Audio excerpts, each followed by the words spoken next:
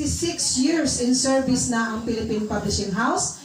Unya kami, bisan asa, gidalag yun sa Ginoo. Bisan asa, aron nga kami maka-share sa pulong sa Ginoo o sa makahatag po ninyo, makapahat po o pagpanambal, mahitungod sa pamaagi sa herbal. Kay nga no, kung naata sa Ginoo, kung ang atong Diyos buhi nga naa sa langit, kinahanglan ang atong lawas unsa man dili masakiton, himsog kanunay kay aron presentable ta nga moatubang sa tawo. Kay naatay mga balatian, kay naaman jud tay mga balatian, kay natural lang naaman ta diri sa kalibutan. Pero naay giya ang Ginoo kung saan nato pagpanambal nga pinaagi sa pagtuo magapabilin ang ato ang lawas nga himsog atubangan sa Ginoo ug sa atong mga kaigsunan kahigalan og isig ka tawo. So karon ining kagabion ang akong i-share nga gitugod sa Ginoo nining kagabion kay daghan man kaayo og kisay na kailani ang tuwa nga manisa kung sa Mindanao. Ang tuwa nga gyapon no, diri no.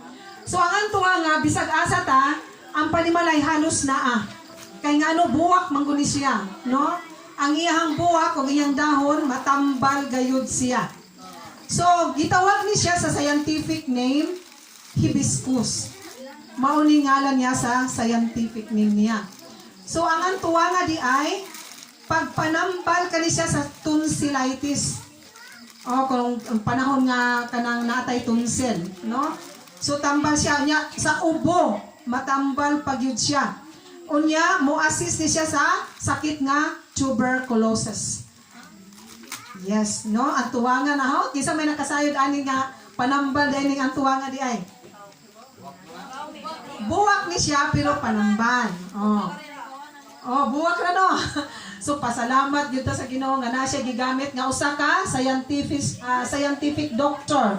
Nga usa siya ka Kristiyano nga doktor nga gitugahan sa Ginoo ug langit no nga kaalam nga makahimo niining mga gitawag og herbal nga pagpanambal. Sa Philippine Publishing House ra gyud siya mapalit. Og kami ra pod ang gitugahan sa Ginoo nga mga literature evangelist ang pwede magdala ani. Dili ni siya mapalit bisag asa. Tungod kay nanginabuhi kami sa lifestyle, sa mga healthy lifestyle. So, panambal po siya sa kanang mga toxins sa lawas. No, kung ang tao na ay toxin sa lawas, luya ka isa nga tanan. No, sa kada adlaw. Kay ngano dili man gud nato malikayan nga mga unta ng mga kolesterol, especially nga kadto mga tao mga umpa og karning baboy. So, kinahanglan gyud nga manambal, mahibalog yun kung saan pagpanambal ni ining mga langit na nakaalam gihatag sa Ginoo. Ato sang tanawon. Kani siya, makatabang po ni siya o paus-os sa mga kolesterol. Yes. Unya, kanang hubag, no, number 1 judiriha, ang tonsillitis o sa tonsil. Kuan siya sa tonsil. Unya, mulimpyo po siya sa mga skin disease. So kung nakay sakit sa panit, tabangan po nga makaayo pinaagi sa ang tuwanga nga pagpanambal. Unya, naadiri mo, kuan siya no, naa siya amino acids, muhatag siya vitamin C. Unya mo, progress po siya, ang tuwanga di ay, kung permit ang inom, mubata ta, anti-aging. Makabutan diha anti-aging properties, antioxidants. Unya maka-shiny hair, makakuan siya sa buhok. Okay, nabitay mo shampoo ani. Okay. So at least ibawan na to nga magamit ay siya sa shampoo. Dahon. Nadi dahon buwak ni siya magamit. Okay. Sa shampoo magamit ang leaves. Naagyo diri no, nakabutan gyud diri. Unya diri na ta sa pamaagi. So, sa shampoo, giingon diri kung mogamit ani sa shampoo, giingon diri magpabukal og usa ka baso nga tubig. Unya 5 kadahon 15 kadahon sa hibiscus. Unya kung flower ang dahon 15, pero pag sa buwak Kung buwak ang imong gamiton, 5. Okay, so isit aside nimo pabugnawon.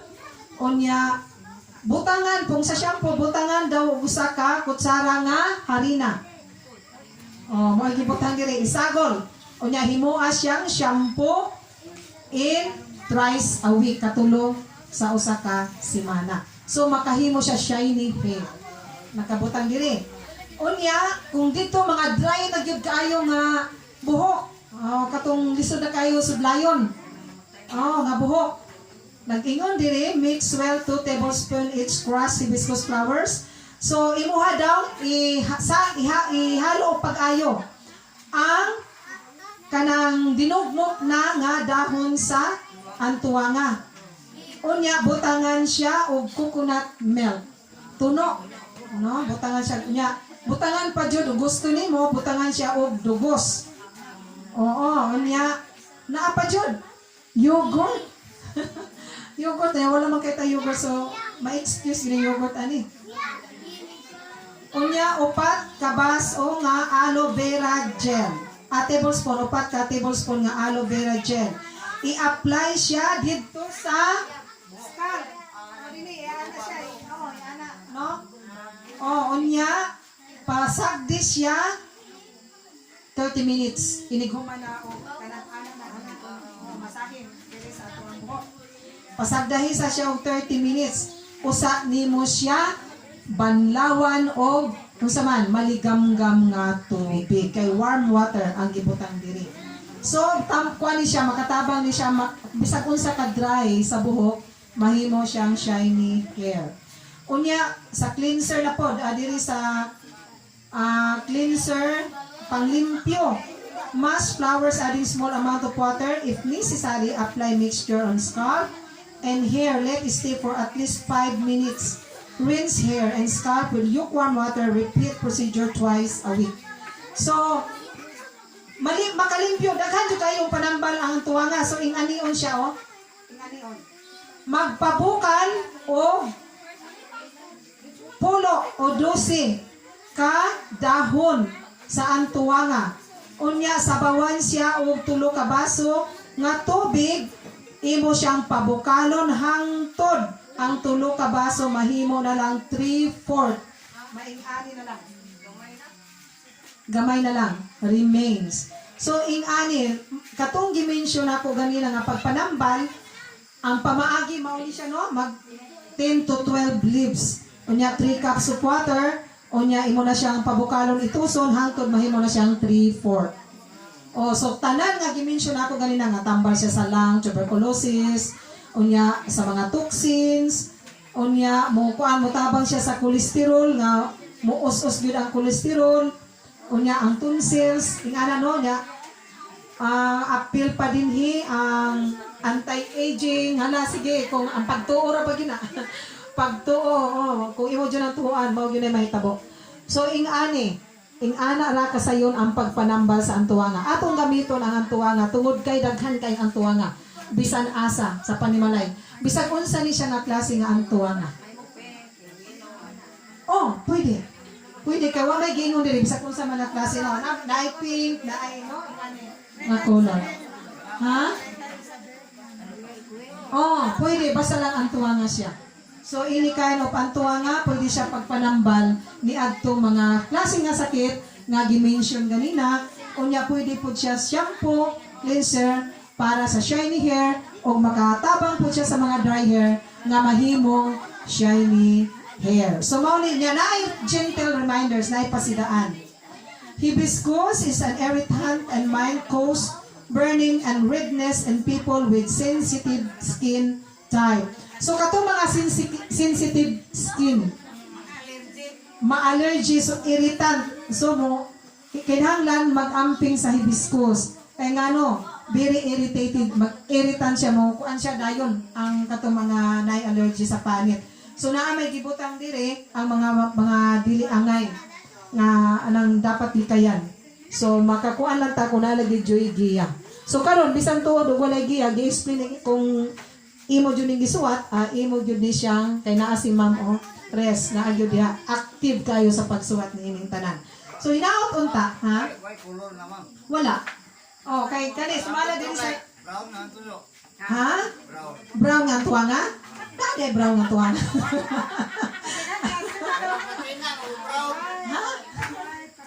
Oh, na white, red, anya, na ay pusha pink, nya na light pink, pero pura first time ako nagkaroon na sila ng brown na tuwa nga. Orange, na siya orange.